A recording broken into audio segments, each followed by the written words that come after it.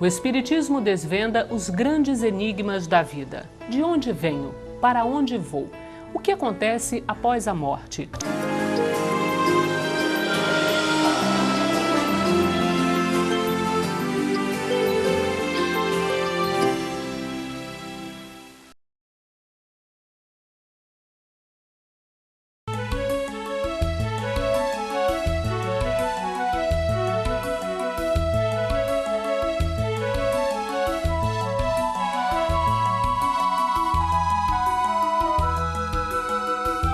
Vivemos mergulhados em um mundo de sensações. Trocamos experiências com outras criaturas e somos alvo constante de emoções, próprias e alheias. Mas de que forma os pensamentos e as emoções influem no corpo? No Terceira Revelação de hoje, vamos conversar com o médico espírita Alberto Almeida, que vai nos explicar as consequências físicas e espirituais de sentimentos negativos, como raiva e agressividade. A energia agressiva, ela faz parte da estrutura do ser de uma forma geral. Pode um sentimento negativo ser transformado em algo positivo? O médico Alberto Almeida garante que sim. Ele é o nosso convidado para falar sobre o direcionamento de atitudes como a agressividade. Alberto, Jesus conheceu, experimentou esse sentimento que é a agressividade? É difícil avaliar o sentimento de raiva numa personalidade do tamanho do Cristo. Os espíritos chegam a dizer que ele é o espírito modelo da Terra, o espírito mais perfeito que Deus ofereceu para nos servir de guia. Analisar um psiquismo do Cristo é muito delicado, dada a profundidade e a grandiosidade daquele espírito. Poderíamos dizer que ele sabia conjugar a energia, mas estava permeada pela ternura. Ele era austero quando precisava ser, no entretanto, apresentava a docilidade como própria da característica do seu espírito. Não se intimidou em nenhum momento. Era um homem absolutamente corajoso, destemido, que enfrentava todas as formas de violência com extrema pacificação, com extrema brandura, sem nenhuma passividade, sem nenhuma covardia. Quando agredido, por exemplo, pelo soldado que lhe dá um bofete, ele não se acovarda nem revida.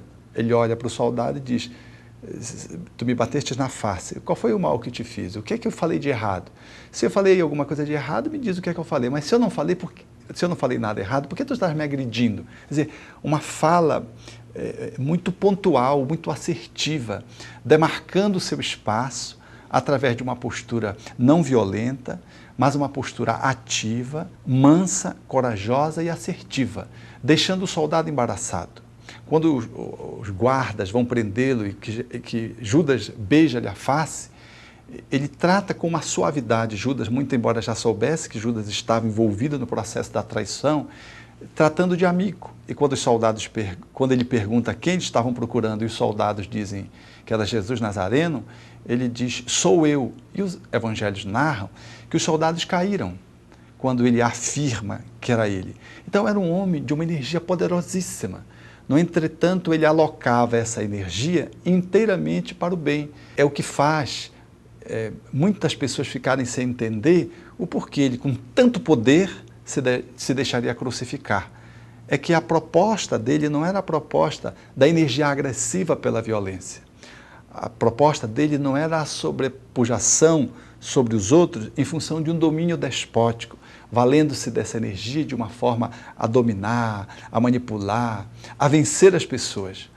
A sua proposta era uma proposta de vincular a energia agressiva construtivamente, linkada, portanto, à pureza. Então ele sobe na cruz, vitimado por uma violência agressiva, destrutiva, pelo ódio, mas manifesta com extrema serenidade e com extrema coragem, ainda assim agonizante, na fala: Pai, perdoa-lhes porque eles não sabem o que fazem, demonstrando que ele se sobrepunha a todas as formas de crueldade e de violência.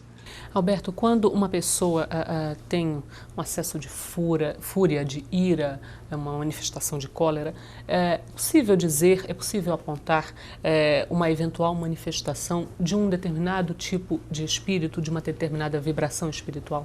Em algumas circunstâncias, uma vinculação psíquica, psicoespiritual, pode justificar isso. Sobretudo nas patologias espirituais assinaladas com o nome de obsessão por Allan Kardec. Mas muitas das nossas fúrias vão em função de quando éramos criança, nós não fomos educados adequadamente. Às vezes a raiva, a energia agressiva, ela apenas foi reprimida. Ou então, deixou-se a criança extravasar o seu sentimento impulsivo de agressividade sem nenhum norteamento. E ela ganhou espaço de manifestação. Como é que a gente conduz adequadamente esse tipo de manifestação numa criança, já que ela está em formação e, teoricamente, ainda é possível dar um bom exemplo, enfim, um bom encaminhamento para esse tipo de situação? A gente deixa a criança manifestar a sua agressividade, sem, entretanto, reprimi-la, mas sem tampouco permitir que essa agressividade se legitime com um estímulo de modo a que ela possa se sentir incentivada a manifestar essa agressividade destrutivamente. Às vezes a criança precisa chorar o seu choro e concluir aquela etapa de frustração. Aquele não, ele precisa levar a criança a entender que aquela atitude é uma atitude inadequada. Mas quando a criança começa a entrar numa frustração de uma agressividade, por exemplo, destrutiva, que você está tentando corrigir, você traz ela para o colo e diz, pronto, não chore mais, passou. E a criança fica confusa, porque ao mesmo tempo que você diz não, você diz sim. Não fica claro para ela o que ela deve fazer. Não fecha. Nós temos que deixar ela fechar, ela esgotar aquele processo. Ao esgotar aquele processo, passa. Então nós refletimos sobre isso. A educação da repressão, da agressividade, da punição, do castigo, ela é profundamente nociva. Mas a permissividade, deixando que o ser expresse a sua agressividade sem nenhum norteamento, ela é igualmente permissiva. Vamos ter duas pessoas violentas postas na Terra. Allan Kardec consagraria isso quando colocou a mensagem do espírito Hahnemann, quando ele fala da agressividade, da cólera, a cólera concentrada e a cólera expandida. É esse processo educativo que permite, de algum modo, que o ser não trabalhe bem a sua agressividade. Então, nem o não por si mesmo e nem o sim permissivo. É o sim, não, não, numa conjugação adequada e pela modelação, porque a criança ela aprende notadamente pelo exemplo. Então, vendo os pais, a referência do comportamento dos pais, como eles lidam com a agressividade, a criança vai aprendendo. E a reflexão que se faz sobre a sua contrariedade, sobre a frustração que se estabeleceu quando se deu não, quando ela sai, por exemplo, batendo o pé no chão, nós temos a oportunidade de avaliar se ela bate a porta do quarto. Nós temos esse o encaixe adequado para nós oferecermos espaço de reflexão e analisarmos se aquele comportamento ele está extrapolando ou não. Porque não se espera que, por exemplo, dizendo para o adolescente ir dormir e deixar de ver a televisão, que ele saia silencioso e feliz. Porque é um absurdo, ele não está fazendo contato com o sentimento dele. Mas a gente não pode deixar ele quebrar a televisão, quebrar a porta do quarto, acordar o vizinho do prédio porque vai dando pisão no chão. Então ele vai sair contrariado. E qualquer comportamento inadequado, a gente acolhe no dia seguinte, por exemplo, e faz uma reflexão. Meu filho, eu notei que você bateu a porta, assim. Eu notei que você saiu batendo os pés no chão. Quer dizer, a gente acolhe a agressividade, mas vai ensinando o jovem ou a criança a manejar, a ter o controle, a agressividade como um cavalo, um corcel. E nós vamos tendo os valores éticos, como sendo as rédeas, permitindo que a gente controle essa selvageria, de modo que o cavalo seja conduzido por você e não você seja conduzido pelo cavalo. Alberto Almeida, muito obrigada por essa entrevista. Um filho é capaz de despertar em nós uma insuspeita coragem, uma força impressionante. Foi o que aconteceu com Elaine, uma jovem mãe que vive em Brasília.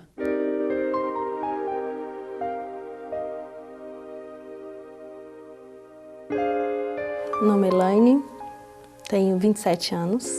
Eu e meu esposo já tínhamos 3 anos de casado, então nós decidimos ter um bebê, né? Foi uma gravidez normal, tive acompanhamento do médico. E quando ele nasceu, foi uma surpresa para o médico, que ele nasceu com o lábio liporíneo, né? Que é aquela aberturinha no lábiozinho, e a fenda, o céuzinho da boca aberto. Aí a pediatra pegou o neném, eu não tinha visto ele na hora, ela limpou e me trouxe. E já dizendo que ele tinha nascido com probleminha. Eu logo imaginei, né, que seria o lábio. Parece que Deus já botou na minha cabeça que para mim me preparar, mas não rejeitei, abracei, beijei ali na hora ali. Depois foram vindo as outras complicações, que foi problema de respiração, que ele nasceu com a traqueia molinha, então quando ele respirava, ela fechava, bloqueava a respiração. E a deglutição, ele não engole nada, não engolia nada. Tentaram botar ele para amamentar, ele ficava pretinho, não conseguia, se sufocava, aí tiveram que colocar a sonda para se alimentar. Depois, nós conseguimos entrar em contato com o hospital lá em Bauru, lá em São Paulo, que só trata de crianças com esses problemas, né? Hospital público. Muita gente não conhece esse hospital. Nós fomos para lá. Chegando lá, ele deu uma pneumonia muito forte. Ficou 1 mês internado na UTI. E entre esse 1 mês, ele ficou 20 dias entubado. E a médica chegou a falar para mim, olha, mãezinha, só Deus. Só Deus, porque o pulmãozinho dele não abre de jeito nenhum. Já tinha trazido um pneumologista para ver, estavam suspeitando de tumor. Aí ele teve que fazer a traqueostomia, porque não podia ficar muito tempo entubado, podia prejudicar a traqueia. Depois que fez a traqueostomia, ele melhorou, o pulmãozinho dele abriu. Aí foi melhorando. O raciocínio dele, graças a Deus, ele é normal, não tem, assim, a parte mental dele é normal. Porque algumas crianças que nascem com esse problema, ela tem problemas mentais. Só que ainda ele não fala por causa da traqueostomia, né, que atrapalha a fala, mas ele tenta se comunicar por gesto. A gente ensina ele para ele se comunicar com gesto, e ele vai aprendendo. Eu fiquei 3 anos sem trabalhar por causa dele, né? Tive que largar o serviço porque eu não tinha condições de deixar outra pessoa cuidar dele. Eu tinha que ir de 6 em 6 meses para Bauru. E hoje, como ele já está maiorzinho, a minha irmã que cuida dele para eu poder trabalhar. Nós nunca tivemos vergonha, mesmo ele estando na época com o lábiozinho aberto, a gente nunca tivemos vergonha. Se você tiver preconceito, as pessoas também vão ter. Sempre sair com ele no hospital, porque ele, pela pecinha que ele usa, a traqueostomia, muita gente fica olhando e tudo. Tem pessoas que não sabem o que é aquilo, mas a gente age naturalmente, a gente responde. Tem pessoas que não sabem perguntar, você tem que saber responder. Uma coisa que eu aprendi muito, a ter mais humildade. A resposta é Deus, somente Deus. Meu filho só está vivo hoje por causa dele. Meu sonho é de ver ele feliz. E ele sempre lutou. E a gente via ele lutando para sobreviver. E hoje ele está aí, firme e forte. Nós vamos retornar agora em Bauru para ver se ele tenta tirar a traqueostomia. E, com o tempo, tirar a gastrostomia. E aí ele vai ter uma vida normal, graças a Deus. Eu amo meu filho de coração. É a família que eu sonhei, com certeza. É uma lição de vida.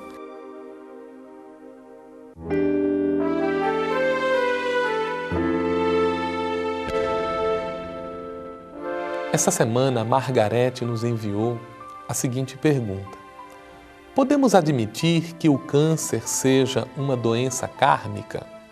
Cara Margarete, primeiramente vamos esclarecer a palavra karma. Karma é uma palavra do sânscrito da antiga Índia que significa um conjunto de energias inerentes ao espírito. Na doutrina espírita, nós não utilizamos a palavra karma, nem a expressão kármica. Apenas reconhecemos que há uma lei de causa e de efeito que nos esclarece que toda atitude que adotamos diante da vida terá uma consequência da qual responderemos pelo bem que fazemos aos outros, pelo mal que cometemos, pelo bem que deixamos de fazer e pelo mal que decorre do bem que nós não fizemos. Dentro deste cenário, o câncer pode aparecer como resultado de uma atitude infeliz do passado, mas não é essa somente a alternativa. Ele também pode aparecer na vida do indivíduo como resultado de uma provação, uma espécie de teste ao qual o espírito é submetido para confirmar os valores que já adquiriu ou para aprender com esta nova experiência valores novos que o possam enriquecer em sua caminhada evolutiva. O programa de hoje está terminando.